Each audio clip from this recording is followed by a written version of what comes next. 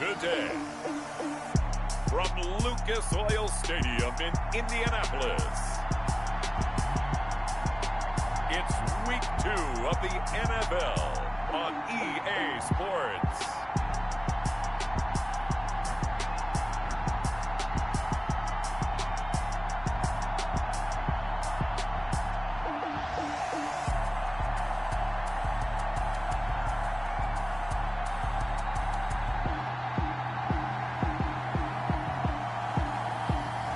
As we'll see Jameis Winston and the Indianapolis Colts taking on Drew Lock and the Denver Broncos.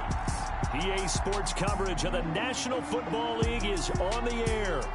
Nothing like the fanfare of introductions to an NFL game, and that was in evidence a moment ago. Fireworks, pyrotechnics, you name it. This crowd is ready as their guys get set to match up between the Denver Broncos and the Indianapolis Colts.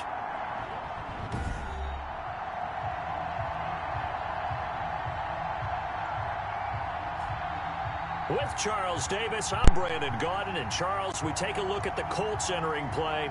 They come in off a loss in the season opener, which doubled as the home opener. And when you lose that way, at home, season opener, here we go. Need to win big time. Already got a loss against the Texans with Watson. It was a close game, but he got me. He was nice one. Shit, baby, get Winston. He's not the best out there. Mistake prone.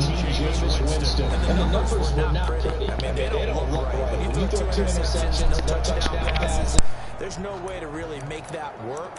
But I thought there were a lot of positives in watching his game tape. I think he's close to putting on a good performance. Let's see if he can flip those numbers around in this game. And, of course, rally his team to a win. The first down throw for Winston. Open man is Trey Burton.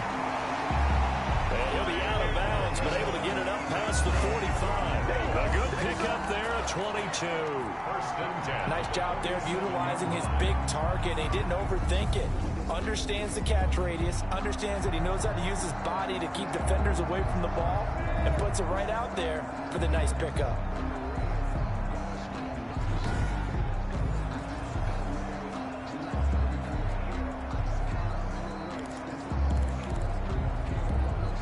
A big hitter to start the drive has him up near midfield here for first and 10. Off the play fake, Winston out to his left. Nothing open downfield. He keeps it himself for 11 and a first down. He is tough to bring down, Jameis Winston. Yeah, Charles, I remember calling a baseball game of his. He played baseball at Florida State, too. And you saw his legs, tree trunks sprayed in to those baseball pants. I said, how could anybody bring this guy down? And that's part of the beauty of his game because he has that toughness, that thick body. He may not beat you sprinting, but he's real sharp with his mind, and he knows how to get away from people. The escapability in evidence there is that one good for 15 and a first. First down. First and 10 at the 26-yard line. Winston now to throw on first down. Man open left side. It's Williams. And down inside the 15, shy of the 10. 15 yards last play and 15 yards here this go-around. Our game not even 2 minutes old, but a quick red zone opportunity. They've got a first and 10 at the 11-yard line. Working out of the gun, Winston. Sliding up, and he can't find anywhere to go with it, and he goes down. Jameis Winston sacked. And it's never good to take a sack. You really don't want to take one down here in this part of the field, down near the red zone. Not at all, because you're already pretty much assured of a field goal. But you take a big sack, it could push you out of range, and that's why defenses get a little more aggressive in this situation. They're almost conceding the 3 points. They want to push you back and try and take you out of that. And now they're inside the 10 as he's brought down at the 9. It'll be a 5-yard pickup there, so from 2nd and 13, they're back to a more manageable 3rd and 8. Brandon, all things considered, they have to feel pretty good about getting that type of a gain, considering the blitz that they just had against them. That is caught at the 7-yard line. And he will not be able to get the first as he can get this only down to the 5. Well, we hear so often how tackling has become almost a lost art in the NFL game, but it's so important to tackle well on these receivers, especially in a play like this one. Third down, they gave him the underneath stuff. You got to go and make the tackle right away. Makes the score. Well, after marching down the field, only getting 3 there, kind of feels like a win for the defense. And it does. They'll go to the sideline feeling a lot better that they didn't give up a touchdown after the march against them. But if I were the offense, I wouldn't hang my head over that one. That's a good drive, and 3 points were put on the board. Here comes the Bronco offense with Drew Lock from Missouri in charge. Coming off of a loss their last time out, I think he's just seeking to make a bigger impact on the game. He threw a touchdown pass, didn't throw an interception.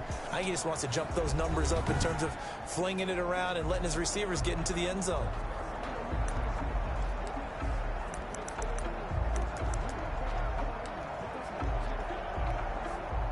Lock and the Broncos going to come up 1st and 10 at their own 23.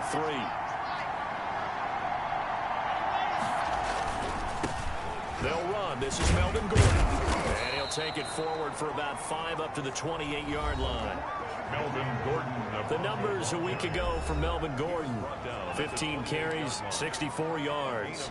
Well, watching the film, we saw that things clicked pretty well for them in the running game last week.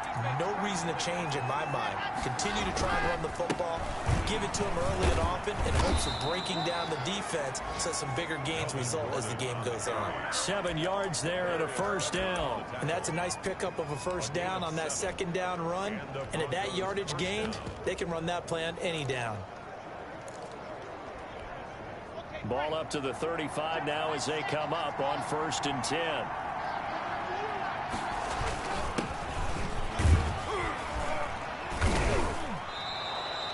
It's a 6-yard gain on the ground, and that'll make it 2nd and 4. All right, Brand, I know we're in the early going here, but those kind of runs, they're going to open up a world of opportunities for this offense going forward. 6 yards on that last play. Here's 2nd and 4. Now some movement before the snap. And we'll hear from our referee for the first time this afternoon. And that'll set them back 5.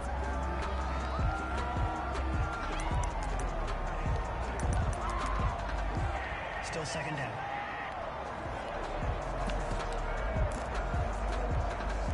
The false start hurts him there a bit. Backs him up to 2nd and 9.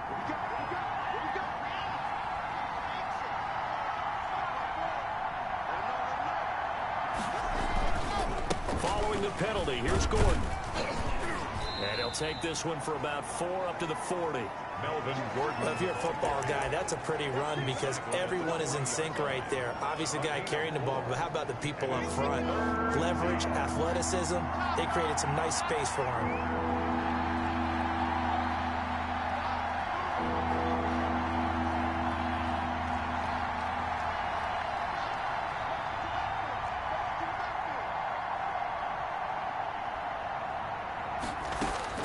From the gun on 3rd down, Lock, flush to his right. He's got a man, it's Sutton, that's complete. And he will have a Broncos 1st down as they're able to get the 3rd down conversion. Broncos football as we begin quarter number 2, as they've got it with a 1st and 10. 3-0 after 1 on EA Sports. Now Gordon on 1st down. He'll get a nice chunk there on the 1st down run, and it's 2nd and 4. Decided to hand it off that time on the run-pass option. Appeared to be an easy decision. Just gave it inside. Nice steady gain.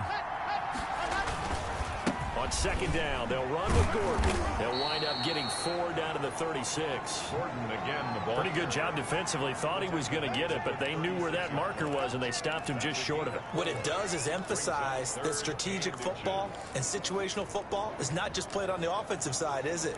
Defense understanding, as you noted, where the 1st down marker was and making sure they didn't get there. They'll try and run it. Here's Gordon. And he gets it to the 34. Good enough for the 1st. It'll be a 2-yard gain, and the Broncos are going to have a new set of downs. Well, partner, what do you think? Might have been 4-down territory if they didn't pick it up, but... Yeah, it's a moot point now. I was curious, so if they didn't get it there, would they have gone for it? I guess we'll never know. Yeah, we didn't have to make that call, but I have a feeling both of us would have said, go for it. Yeah, he is met quickly in the backfield. Down he goes, folded like a lawn chair. This defense is really flown around in the first half. They've gotten to the ball carrier before they can really get started. Offense got to come up with something else in order to try and get this running game going.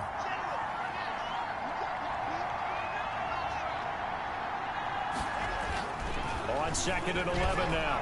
Lock, and that'll be incomplete. That time he was looking for Jerry Jeudy, and now it's 3rd down. From the snap, he certainly looked like he knew where he wanted to go with the ball, but surprise, that guy was covered. So that took his attention elsewhere to no avail. This offense 2 for 2 on 3rd downs on this drive. They're in for a tough task here, though. 3rd and long.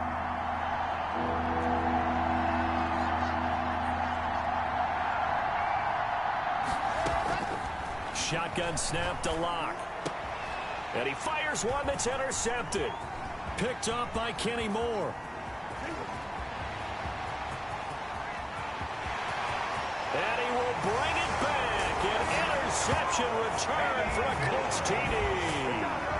They were in a very good position to come up with a go-ahead score there. A really good drive. Instead, it turns into 6 points going the other way. Psychologically, I don't know what that's going to do to them. So as a coach, you're looking at that as at least a 10-point swing, right? Because they had the field goal in their back pocket. They certainly did, and you're right. At least a 10-point swing, maybe more. So they'll get another shot on offense following that pick 6. And now the kick is away.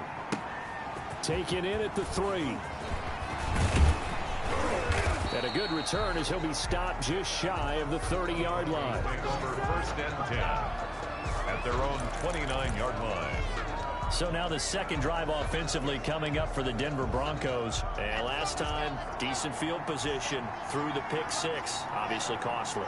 But they can't afford to just bunker in now. All right, good field position means go ahead and attack on offense. Try and press the advantage a little bit. They just have to be better with the football on this possession. So the last that didn't bother you too much last time. No, because it's exactly what you're supposed to do. You can't have good field position, not try to take advantage of it. Sometimes the defense makes a good play too. On 2nd and 9, Lock on the slant completes to Sutton. And they get him down, but not before he takes it across the 40-yard line. 12 yards there and a 1st down.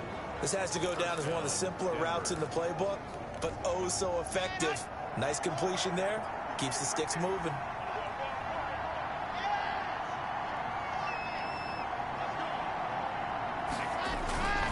Now a handoff here to his running back.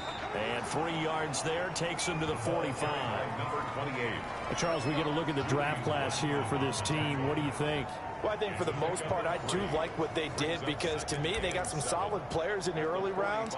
And then if I'm correct in my evaluation, they got some great value in the later rounds as well.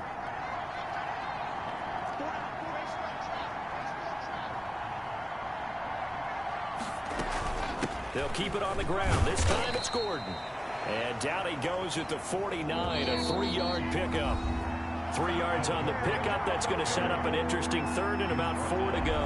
49-yard line. A 3-yard pickup. And it's 3rd down. A reminder coming up at halftime, we'll head to Orlando. Standing by there, Jonathan Coachman. He'll have stats and scores from around the NFL in this second week of the regular season. Well, this is going to depend on the spot, but it's not a very generous one. He looks to be about a yard or so short. Give him a couple on the run as it brings up a 4th down. It's interesting going into this game. There was so much talk from both sides about who would control the line of scrimmage. I think we've seen who has it in this one so far. Well, they bottled him up. He's barely averaging over 3 yards a carry right now. Yeah, boy, this defense again really making things tough on him as they stop him for no gain. Now the Broncos are going to call the first of their timeouts as they'll talk things over prior to this upcoming 2nd down play. At the Colts' 47-yard line.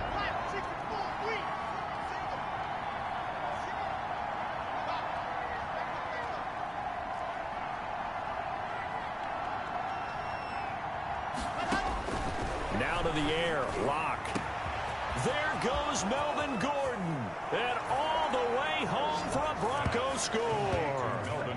Melvin Gordon, his first touchdown of the new season. And the Broncos draw a bit closer.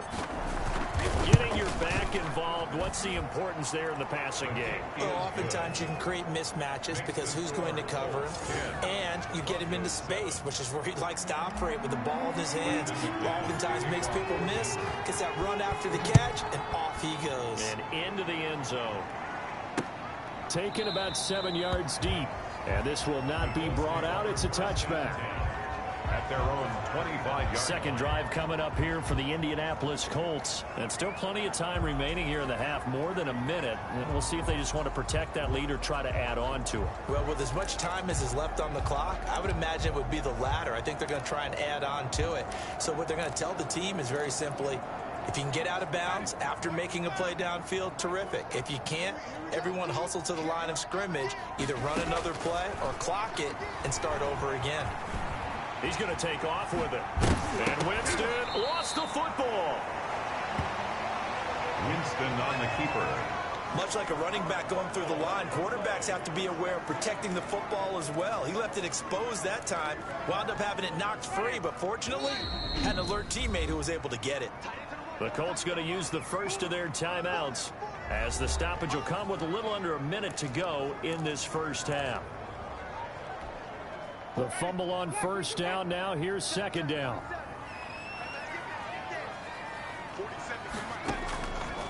Jameis to throw it. They'll try and set up the screen to Hines. And he'll be stopped right at midfield. Now the Colts going to burn the second of their timeouts as the clock shows 50 seconds to play here in half number one.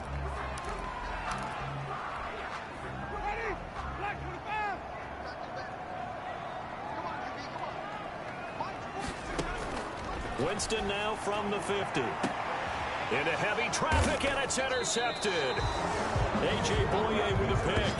And his guys are going to get the football at the 23-yard line. First and 10. Before we came up to the booth, last thing he said as we were walking off the field, want to play mistake-free football. Well, that just went out the window there with a pick. Andy, do you remember what you said to me when we were walking up to the booth after he said that? You're like, oh, the last words. Every time we hear that, things tend to fall apart a little bit, and that's what we saw there. Didn't get enough on that throw, and it turned into an interception. 8 yards. 8 yards the tally on that first down run. Here's second and 2.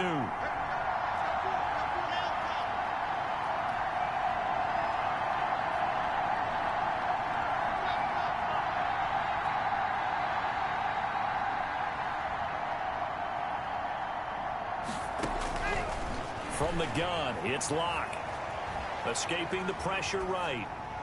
And seeing nowhere to throw, he chucks this one away from harm. Incomplete. Now it's third down. To this point, I've been impressed with the work defensively. They have not allowed a lot of receivers to run free. And there's another example, another incompletion. Third and 2, Locke's going to throw. Got a man open, it's Sutton. And he will have a Broncos first down as they're able to get the third down conversion. Locke and Sutton on the connection there for a Denver first down. Locke working out of the gun. Oh, he'll air this one deep for Judy. Into double coverage, and it's intercepted. Picked off by Rock Ya-Sin. Locke's pass. So time perhaps for one final kneel down before they take this lead to the locker room. At their own 13-yard. And with time running down, they go down to a knee.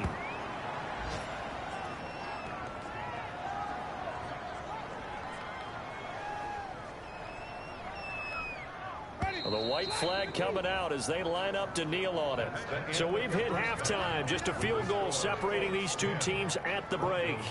As we send you down to Orlando, where Jonathan Coachman has our EA Sports halftime report. Coach. Okay, Brandon, we'll get you back to you and Charles in a bit. But first, it's time for a trip around the NFL following an eventful opening weekend.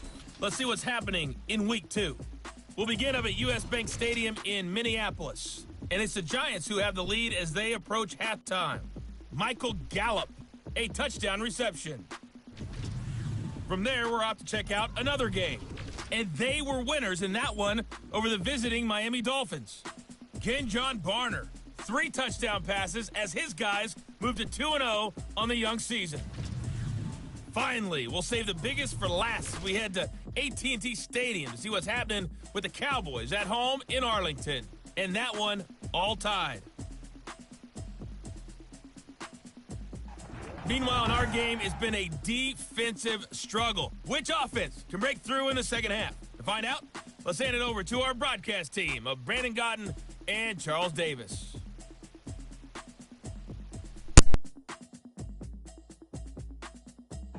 Thank you, sir. A field goal separates these two teams as we come back for this second half.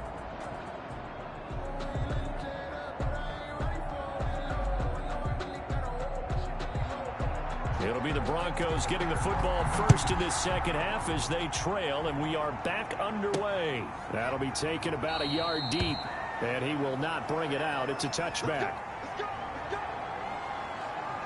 Here comes the Broncos offensive unit here as they'll have it first to begin this third quarter. We have not seen much on offense from either side. These last few drives, it has been a struggle, hasn't it? Totally, and you're thinking to yourself right now, if you're on offense trying to get things figured out, okay, we self-scout every week on our game plan. How many things do we do at certain times? What are our tendencies? Time to go to some of those tendency breakers and try and create some offense. They always have those in their back pocket, don't they? You have to, and if you don't keep abreast of what you're doing, you lock into a rhythm and make it easy for the opposition. Looking for tendency breakers right now.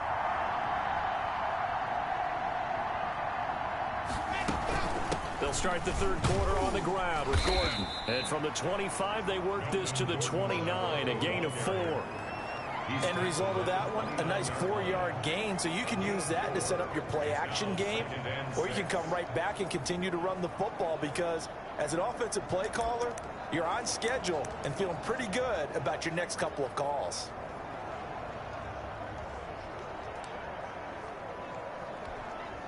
Second and 6, just inside the 30. They keep it on the ground. Again, Gordon. And he'll be brought down shy of the 40 at the 38-yard line. 9 yards to pick up there, and it's a first down. It's nice every now and then in this game not to see people overthink it. Just hand it to the old reliable guy. Let him pick up the first down. So following the run by Gordon, here's 1st and 10.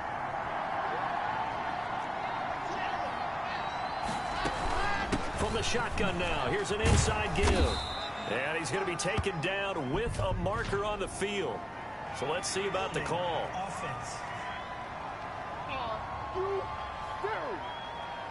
So some holding over on the left side of that O-line. And I know for the guys trying to move those big defensive people, they'd love for them to stay in one spot. But they move around so quick and so fast that sometimes you just have to grab them.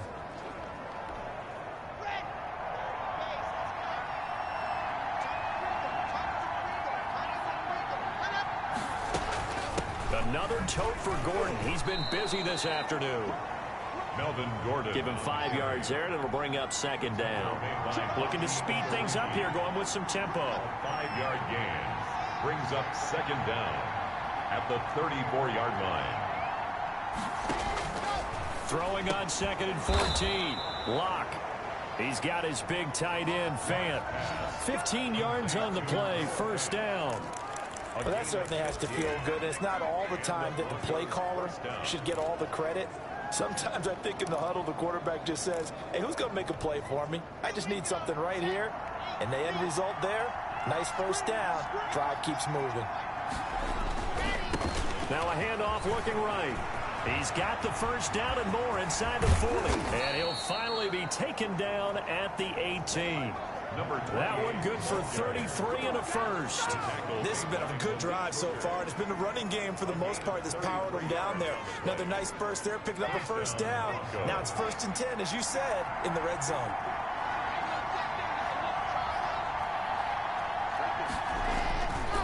They'll run on first down. Gordon. And they'll get him down right around the 16. Give him a couple on the carry there. 2nd and 8. I know that speed is the hallmark of today's NFL game, but the key to good rushing defense is still having your linebackers set the edge. The last run good for 2. Here's 2nd and 8.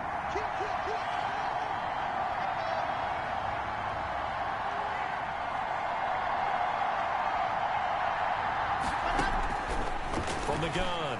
Lock. Able to get this to Gordon. And he'll go down here at the 12-yard line. 4 yards on the pickup, and that'll lead here to a 3rd down. That might feel like a little bit of a lost opportunity there for the offense because the defense brought pressure that time. And sometimes against that, you can get out to your running back, and it can turn into a big gain downfield. But what a nice job they did getting to him quickly and holding him to a short gain. And he'll take it into the end zone for a Denver score. Cortland Sutton, his 2nd touchdown on the season. And the Broncos have taken the lead. Good start to the season for him. He had the touchdown last week in the opener and a 2nd one in week 2 now. How about the pace he's already established, right? Not sure he can keep it up for an entire season, but don't burst the bubble because he thinks that he can. Do guys go into a season with a goal for touchdowns scored or yardage? What do you think? I think every single one of the guys who's going to touch the football, they all have those types of goals. They all have those types of thoughts. And then they just have to see how the season unfolds if they can stay with it. Unfolding so far so good for him. Here's the Colts now as they get ready for their first possession on offense of the 2nd half. They trail offense, first time to touch the ball in quarter 3, and we'll see what they can do. And I can't wait to see what they have planned because some teams script to start a half. Other teams just go, okay, these are the sequence of plays we want to run. These things worked well for us. And sometimes they throw in that big chunk play right away. Shocker. Try and get after them early and try and create a big play to give themselves some momentum. See what they have up their sleeve. Now he'll pull it down. And he's going to be dropped following a pickup of 7 past the 30 to the 32. They brought the blitz that time, and I thought they were going to get to him, but instead, he flipped it on its ear and ended up picking up positive yardage. I thought he was dead to rights, but you are exactly correct, sir. Able to turn that into a positive gain. And this one incomplete. Too much contact to hold on to that one, and it's 3rd down. But the passing windows are just not there. That's just another example of how great this defense has been all game long. And that's exactly what a top 10 defense can do. They can really change the game tempo and frustrate you as you try to execute offensively. Got a man, it's complete. Williams. And he goes out of bounds just shy of the 45. Indianapolis moving the chains there on a gain of 12. That's a play that will likely be forgotten when you talk about big moments in this game. But plays like this are critical to keep drives going. And if points result, we'll call this play significant. And this will leave him a yard short. Nice pickup of 9 yards on 1st down. Give him 9 there on the 1st down completion. Nothing fancy on 1st down, but a very consistent type of a play. Hit that slant. A lot of people call it an extension of the running game, and it can be if that pass is completed, because you hit a guy on the run like that. Blitz coming, and down he goes. Winston sacked. So one quick, easy analysis about why they've struggled so far. They keep putting themselves in 3rd and long situations. They just took another sack right there. Now the offensive film session tomorrow may be a little longer than it normally is. Not a lot of positive grades will be handed out thus far.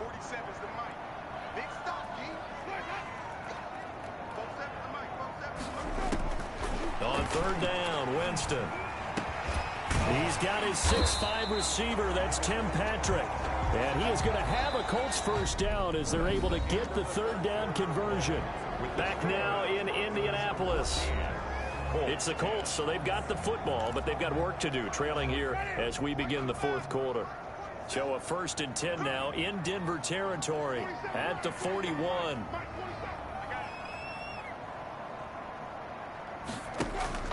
They go play action. Winston. And that's going to be incomplete. Too tough to hold on to that one. It's 2nd down. It's been clear in this matchup which side has been the more physical one. It's been this defense. And here's another example on that last play.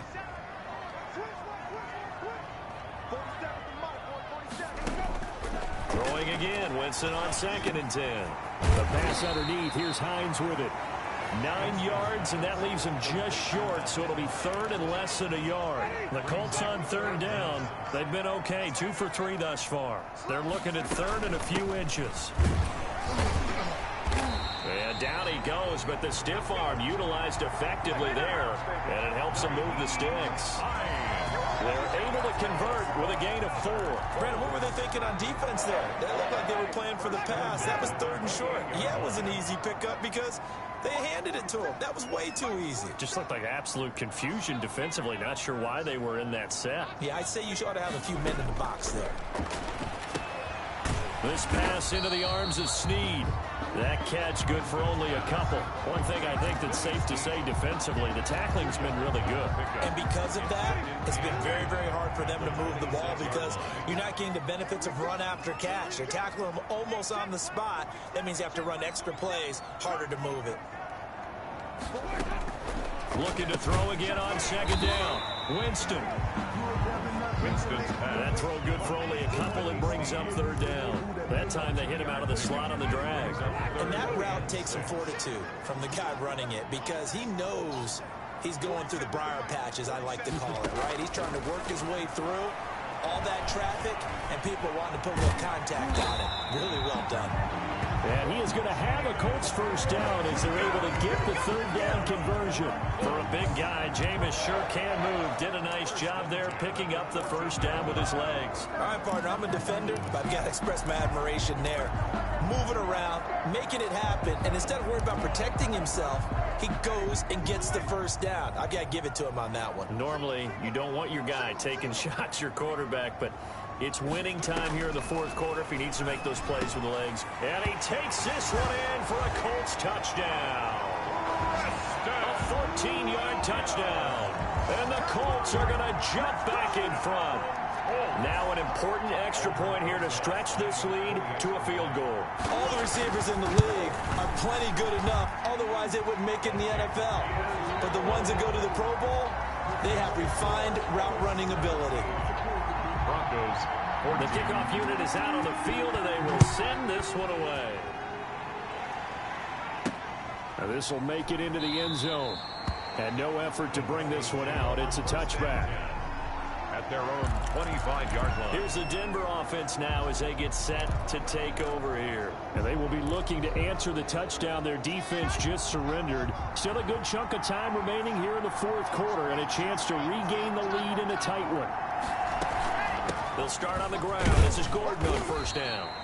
And he's upended after a gain of 2 out to the 27. They'll break the huddle, come up on 2nd and 8 at the 27-yard line. Well, sometimes as a running back, you've got to be able to improvise when the hole's not where you expect it to be. But in this case, there wasn't any improvisation that he could do that was going to work. Kind of like if you're trying to be a comedian on open mic night at the Improv and you run into a tough crowd. And he'll be out of bounds across the 30-yard line. 6 yards there off the scramble, but it'll still leave him with a 3rd down.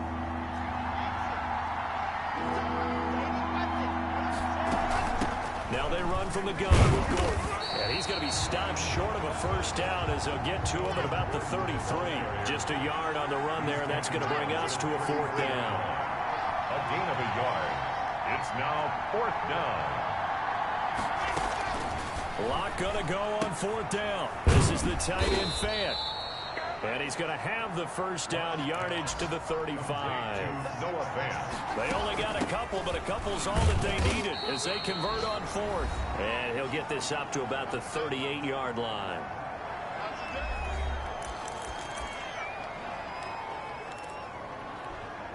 So it's Bronco football as we get you reset here. And let's see what they've come up with offensively after having time to talk it over. Melvin. A 1-yard gain there following the 3-yard pickup on 1st down. 40-yard line. It's a gain of a yard. And it's 3rd down. He's back to throw. Flushed out right. He may try and run for this. And he gets this to the other side of midfield across the 45 before going out. Nowhere to go downfield, but he's able to get out of bounds and stop the clock here with a 1st down. Late in the game, defense trying to avoid a big play. He's able to work out of the passing game, turn it into a run, pick up the 1st, and stop the clock as well. And you know in this situation, everything is sped up. The intensity, the thinking, everyone's movement. But for a quarterback, he has to continue to be what we call a flatliner. Level in everything he does and read the clock, feel it in the pocket, and go at the appropriate time.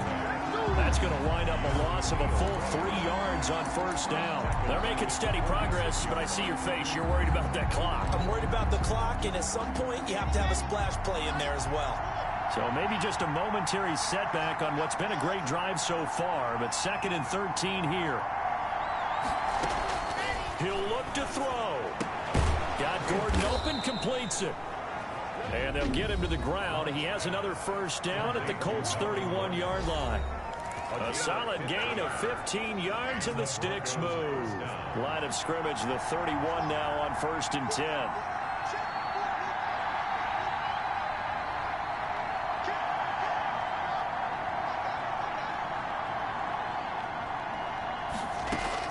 Back to throw. Lock. And, a crusher there as it's intercepted. Picked off by Malik Hooker. And a big turnover there as his guys will get the football back.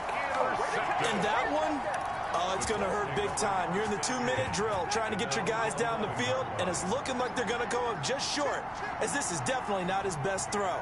And it'll wind up being intercepted. They begin the drive with Hines, and he'll be taken down at the 18.